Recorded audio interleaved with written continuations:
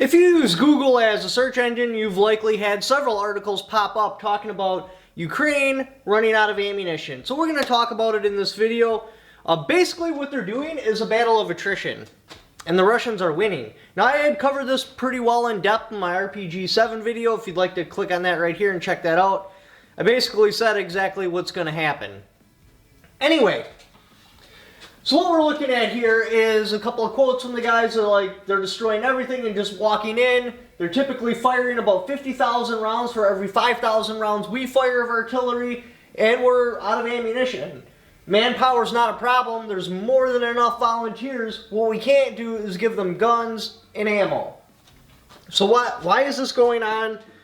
What should we learn from this? Because yes, we've been in several what I would call conflicts. Now I'm not talking down to the severity of the battles we have been in. What I'm saying is it's a different type of battle. In a conflict, there's one like goal, objective. You're just trying to get to this position and then you've won. It's over.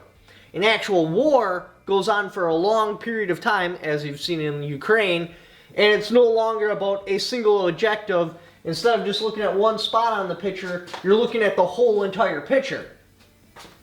And it's kind of a problem because we haven't been in a war since, like, what, Vietnam maybe? Yeah, I'd consider that a war. It was a bunch of conflicts, but I'd call it a war because we're actually fighting something that had an opposing military. Anyway, since all we've been in is conflicts, our structure has shifted. There's a couple of facts about wars that are not a factor of conflicts. One, it's always a battle of attrition. Whoever runs out of the ability to produce things first loses. Number two, it's going to take place over a very long period of time. You're not talking about a couple-hour battle. You're talking about months, possibly years of consistent firing. And we've shifted. We no longer concentrate on things that would win wars. We concentrate on things that would win battles. They're using our M77. That is what we use. It's an advanced howitzer. Depending on what ammunition they use, they can even shoot guided ammunition, which, because we're supplying them, I'm assuming that's what they're shooting. So instead of just shooting off in the direction and plotting coordinates, the ammunition corrects itself. I could be wrong on that. I don't know. I'm not there. The Russians, from what I can see from the pictures, is using some sort of Cold War era, aka like World War II tech that's slightly advanced. But the difference is the Russians have the capability of firing 50,000 rounds a day.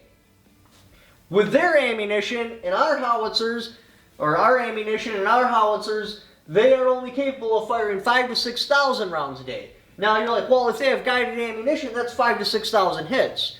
Well, I don't know if you've ever seen how artillery pieces are set up, but usually there's like 5 of them. They'll aim at a target all at once. They do a single barrage.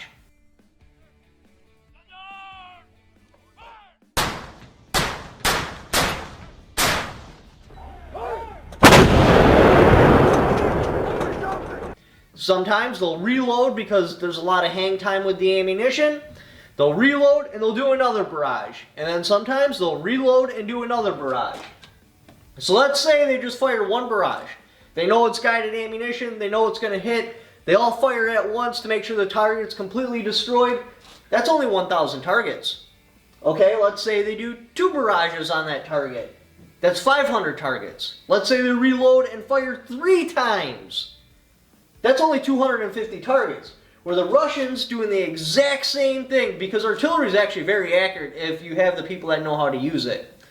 It's just a bunch of math. You plot out a square. If the first barrage misses, you correct a little bit and you fire again. So 1 barrage, 10,000 targets.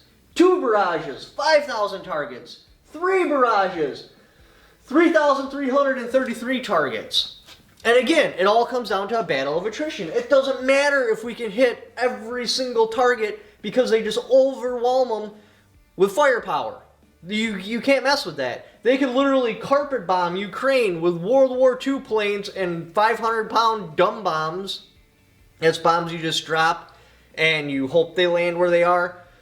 Continuously, day after day, and ultimately win because they would completely destroy everything. Yeah, you'd have fighter jets that would have to protect it to fight down Ukraine fighter jets, but again, it doesn't matter. It's all about the battle of attrition. If you can bring more up there, it's a proven fact. That is a proven fact of war. The more ammunition you can throw at the enemy wins the war. That's just the way it is. We ran Japanese out of supplies. We ran Germans out of supplies. We ultimately won because we beat them in a battle of attrition. Our industry was better. We were able to ramp it up, and then we came in and started attacking their industry, which limited them even more, ultimately giving us the victory. Same thing when Germany invaded Russia. They came into Russia. Russia eventually stopped their advance, surrounded them, cut off their resupply. They ultimately ran out of supplies, and Russia won. It's always a battle of attrition.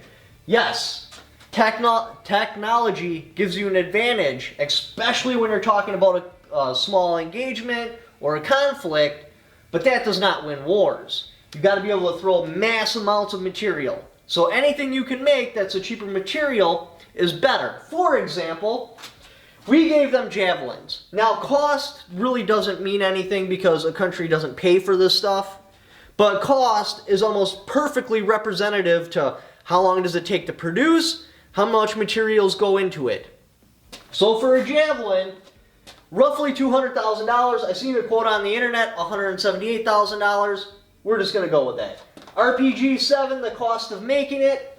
Now, this is the whole unit. The ammo is much cheaper to make, and the unit is reloadable. I think the ammo is like $100 a rocket. Anyway, we'll just pretend that each one is a single fire. They only come with a single rocket, so we're looking at $1,780. Yes, it can go up as much as $2,000, but it can also go as cheap as $500. So this is above the halfway point. So, for one javelin, we could have sent them 100 RPGs. We winded up sending Ukraine 5,000 javelins. If that would have all been RPG-7s, we could have sent them 500,000 javelins. No doubt, a javelin is better than an RPG-7 at taking out main battle tanks, but you have to be really, really careful on where you use them because of how incredibly expensive they are. If you take out a fuel truck with an RP or a javelin, you've wasted money.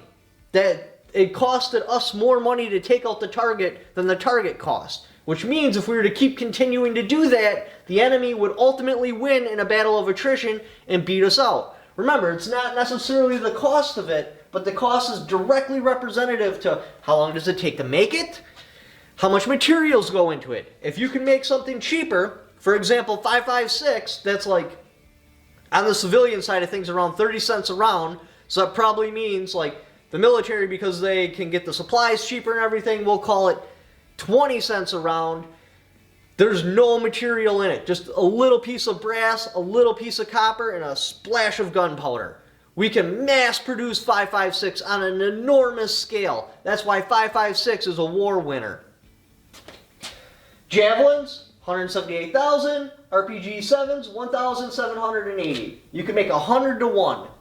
For every one javelin you can make 100 RPG-7s. Yeah, in a small unit. Like a small unit going after a specific position or a specific convoy, a javelin makes sense. It really does. Because then that one person has the ability to take out a battle tank from a distance or hit other things from a distance accurately without getting spotted. However, when you're not talking about a single unit taking out a single position, when you're talking about just a mass war, it's way better to have 500,000 RPG-7s out there than 5,000 javelins. These will be more effective because they can just hammer positions. For example, what I was talking about with like the supply truck, the javelin costing more than the supply truck, the proper way to take that out would be like a claymore in front of it to stop the truck and then 2 machine guns. They can do it cheaper. You will beat the enemy in a battle of attrition, because remember, this isn't a conflict, this is a war, so a battle of attrition is everything. You will beat them in a battle of attrition because those 2 machine guns and that claymore can do it exponentially cheaper than a person with a javelin missile can do it for. You gotta keep it cheap because you gotta beat them in a battle of attrition. Conflicts, small engagements, that don't matter. Wars, it does. So, that's where Ukraine is failing in a battle of attrition. They even talk about in the articles, as soon as they started running into ammunition shortages, now the Russians are taking the upper hand and they're starting to walk through them. They're just smashing everything and then walking on in because they can't retaliate with fire.